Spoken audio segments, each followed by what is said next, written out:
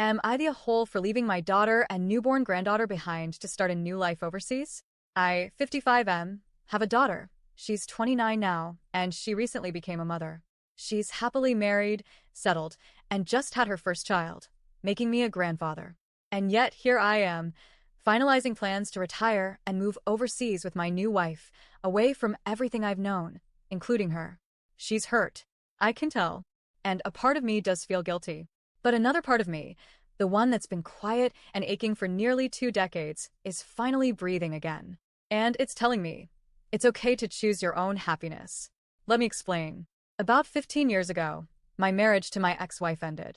It wasn't sudden. We tried counseling, therapy, even separation, but in the end, she was done. I, on the other hand, wasn't. I loved her deeply and truly believed we could fix what was broken. When she remarried less than a year later to a wealthy, handsome man, it felt like someone had hit pause on my life, while hers was playing on fast forward. That part still stings. I won't lie. My daughter was a teenager back then. She was naturally drawn to her new stepfather. He was generous, affectionate, and gave her the kind of material experiences I couldn't compete with: lavish vacations, cruises, fancy gifts. I never resented him for it. I was grateful, honestly, that she felt loved and secure. But watching her form such a strong bond with him while I struggled to keep myself together, it broke me. I stayed single for years. Not because I wanted to be alone, but because I couldn't imagine opening myself up again. I poured everything into being a dad. I never missed a dance recital, a birthday, or a graduation. I made sure she never felt like a piece of her family was missing, even when I felt that way every day. And when she got married 4 years ago, she asked both me and her stepfather to walk her down the aisle. She also asked us to share the father-daughter dance. I said yes, of course. She's my daughter. I love her. But when that moment came, when I stood next to the man who essentially replaced me in so many ways, it cut deep. It was one of the hardest smiles I've ever forced in my life. Still, I thought, this is what love looks like. You show up, even when it hurts. After her wedding, I started thinking maybe it was time to stop hurting. She was settled now. She had a partner, a home, a new life. Maybe I could finally find something for myself, too. And then I met my now wife. She's kind, brilliant, warm, and like me, has a complicated past when it comes to family. We bonded over that mutual history of loss and estrangement. For both of us, the idea of starting fresh somewhere new wasn't just appealing, it felt necessary. Last year, we eloped in Portugal. No guests, no drama, just the two of us, standing in front of the Atlantic Ocean, promising that this time, love would mean peace, not pain. When I told my daughter afterward, she was a little hurt she hadn't been there, but she seemed to understand. At least I thought she did.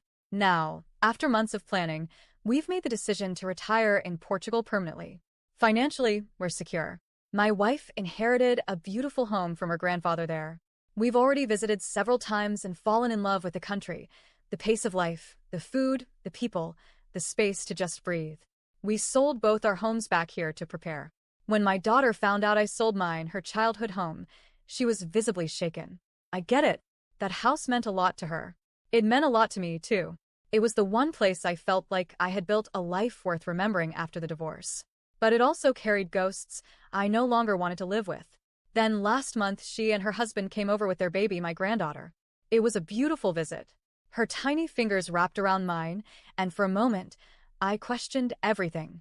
How could I leave this little person I barely knew yet already loved? But during that same visit, I told my daughter about our Portugal plans. That we'd be moving next year, permanently. Her face changed immediately. She was shocked, hurt, angry. She asked how I could move so far now that she'd had a baby. What about being a grandfather? Didn't I want to be a part of her life? Of course I do. But I also want a life of my own. I tried to explain gently. I told her she's always welcome to visit us. Portugal isn't the moon, it's a flight away. I reminded her she already has another father figure here, her stepdad, who adores her and lives nearby. I wasn't trying to dismiss her feelings, just explain that this wasn't a decision made against her. It was a decision for us. Since then, she's been distant. Calls have slowed. Texts are shorter. There's a coldness in her voice that wasn't there before. I understand why she feels abandoned. I do. But here's the thing, I spent years putting my life on pause. I sacrificed a lot so she could grow up loved and stable. I swallowed hurt after hurt to make her life easier. And now, for the first time in decades, I have a chance to live in peace on my terms with someone who makes me feel whole again. I'm not running from her. I'm running towards something I never thought I'd find: healing. So, am I the whole? Am I the whole for choosing myself after all these years, even if it means leaving behind the life and the people I once put first?